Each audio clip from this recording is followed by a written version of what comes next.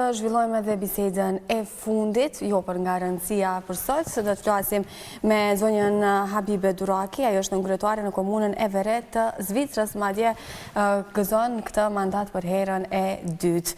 Kështu që do ta përshëndesim me një herë. Përshëndetje zonja Duraki, faleminderit që vjen me ne sot. Përshëndetje, faleminderit për ftesën, është ndërt jam pjesë e emisionit tuaj.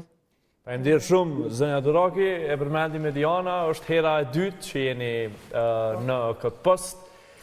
Besoj që sa është kënaqësi është dhe privilegj, sakrificë, po mbi të gjitha përgjegjësi për qytetarët aty ku jetoni. Na tregoni si u bë puna që të jeni nënkryetare e këtij qyteti. Po, në fakt, në 2019 ishte hera parë që kandidova, po unë isha e kyçur në politikë, në jetën politike belge dhe këtu në Bruxelles, në komunën time, që nga viti 2012.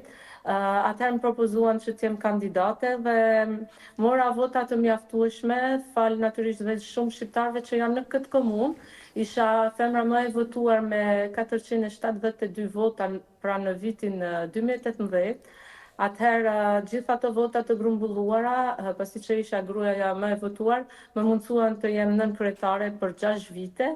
Dhe si që thatë dhe ju, tani në 2024, në tetor, ishin zgjedhjet sërish, sepse mandati është një mandat për 6 vjetë, dhe sërish të bëra gruaja më e votuar me 753 vota, gjithsej nga qytetarët të kësaj komune. Si që thatë, natyrisht që është dhe privilegj, po dhe përgjithësi shumë e madhe, sepse duhet punuar, duhet të përgjigjër, urdhnon. Po, ju dëgjojmë. Duhet përgjigjur dhe pyetjeve të qytetarëve dhe kështu që natyrisht është një punë që e bëj me shumë derë dhe me shumë kënaqësi. E kuptoj. Ndërkaq që doja të dija pak për fillimet e juaja. Ju përmendet që prej kohësh jeni bërë pjesë e politikës. Ka qenë gjithmonë një dëshirë juaja të merreni me politikë apo ndodhi diçka dhe ju mbetet në politikë?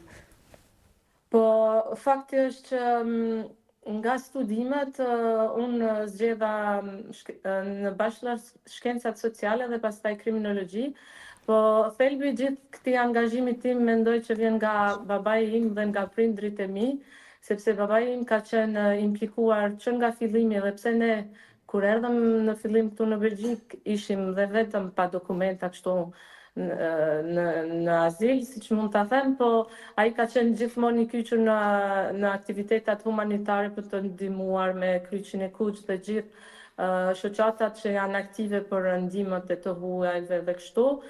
Dhe ka qenë gjithmonë një zotëri që ka patur derën hapur për të ndihmuar çdo kujt që kishte nevojë, sidomos neve shqiptarëve, për dokumenta dhe kështu me radhë dhe mendoj që jam rritur në atë frymën që duhet të ndihmosh, duhet të implikosh në jetën shoqërore për të munduar që të kenë të gjithë drejtat, të barabartat, mundësitë për të arritur në jetë dhe gjithë kjo më frymëzoi, pra shfrytëzoj edhe rastin të falenderoj prindrit për atë humanizëm që na i kanë dhënë si edukat.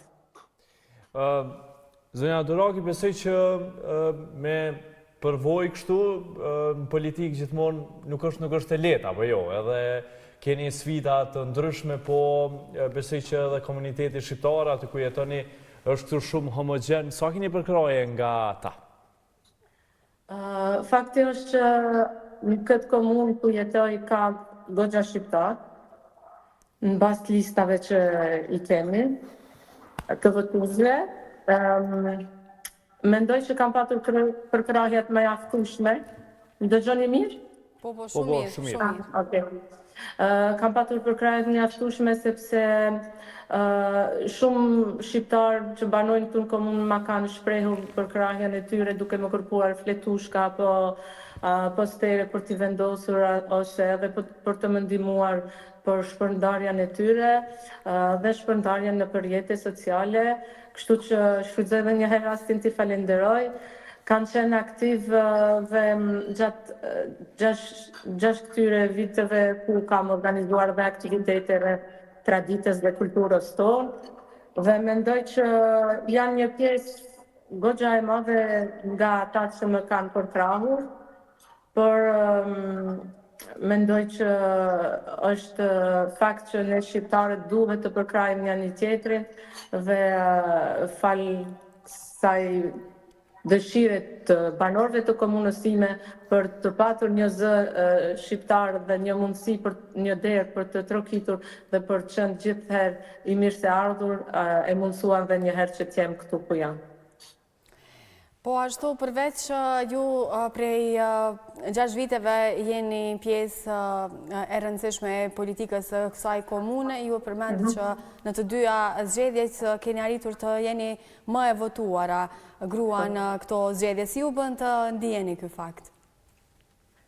Them drejtën, hera parë ishte një surprizë goxha e madhe, sepse si që thash ishin zgjedhjet e mia të para dhe pse isha në politikë që shumë vite dhe janë mahnitur të gjithë sepse nuk e prisnin nga unë. Thonin ok, kjo është për herë të parë në listë, ndoshta do bëjnë ndonjë rezultat, po jo atë rezultat si femra më e votuar nga gjitha listat në komunën. Dhe natyrisht që ndihem krenare dhe po me shumë përgjegjësi, sepse kjo do të thotë që ka patur aq shumë njerëz që më kanë besuar dhe kanë vendosur çdo shpresë që kanë për të ndryshuar diçka për komunën në mua.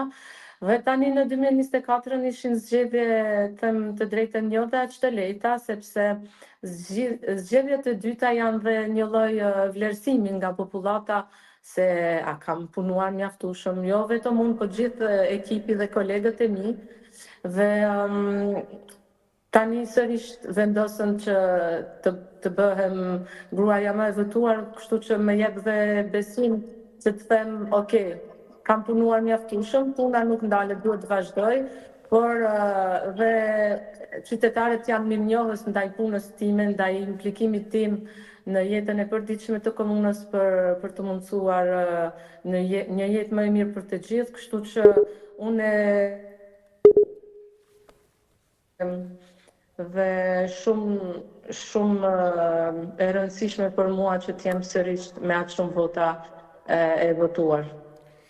Mirë, zonja Duraku, cilat janë projektet që i keni tash në komunë, besoj që edhe të flasim pak në këto minutat fundit për komunitetin shqiptar, si gjendet atje, janë duke i përmirësuar punë, pasi që tashmë shqiptarët në Zvicër janë një faktor shumë i madh kjo, dhe në Norvegjim, jo, në Zvicër kemi, po edhe në Belgjik, po edhe në vendet të tjera të Evropës, kështu që sa është komuniteti kështu homogen. Në këtë komunë ku jam unë, po dhe në gjithë Brukselin dhe mund të them gjithë Belgjikën dhe si që cekët dhe ju në gjitha shtetet kudo në Europë, shqiptarët kanë treguar që janë shumë të aftë, si në punë, po dhe në studime dhe në shumë lëmi të ndryshme. Mua më vjen, një fakt më gëzon shumë, sepse unë nga gjenerata që jam nuk ka patur shumë shqiptar në fakultet. Gjithë gjeneratën time unë kam qenë vetë një studente shqiptare. Por tani gjërat ndryshojnë, mendoj se shqiptarët janë vetëdijsuar shumë, ka shumë student që bëjnë studime të larta si profesor, doktor, dentist, apo në shumë lëmi të ndryshme, po shqiptarët njihen edhe si shumë të implikuar në biznese. T'jap një shembull konkret këtu në Ever, ngati gjitha restorantet që quhen italiane, në fakt janë nga shqiptarët dhe unë e zë këtë dhe si shaka me kolegët apo me tjerë banor këtu, kolegë në komunë, them, në fakt ju mendoni që janë në restorante italianë, po janë të gjithë shqiptarë, kështu që janë të implikuar shumë, dite më shumë në jetën në shoqërinë këtu në Bruksel, në Ever, sidomos si që thash, ka shumë shqiptarë, kanë dhe shumë dyqane, frizere, apo çfarëdo biznesi që kanë, I përgëzoj shumë dhe mund t'ju them që komuna këtu ku jetoj unë është gjithmonë e gatshme për t'i ndihmuar, për t'i këshilluar në ndërmarrjen e tyre apo në çfarë do lloj pyetje apo kërkese që kanë ndaj komunës. Se natyrisht çdo gjë nuk varet nga komuna, po kur ka mundësi që komuna të lehtësoj punën, atëherë komuna është gjithherë e gatshme dhe unë natyrisht personalisht jam e gatshme për këtë. Dhe ne jemi të gatshëm gjithmonë t'ju mirëpresim në studion tonë, kur do që t'jeni në Kosovë, do të kishim shumë dëshirë t'ju kemi edhe në studio mysafirë, të flasim më në detaje për gjithë punën edhe për komunitetin shqiptar atje. Faleminderit shumë për kohën sot. Faleminderit. Faleminderit shumë mikpritjen dhe si RTK-ja është media që kam shikuar shumë kur kam qenë e vogël dhe faljush kam mësuar dhe shqipen më mirë dhe kam mësuar më shumë dhe për atë veun dhe vazhdoni të bëni punën që bëni me mrekulli. Faleminderit. Faleminderit shumë. Të nderuar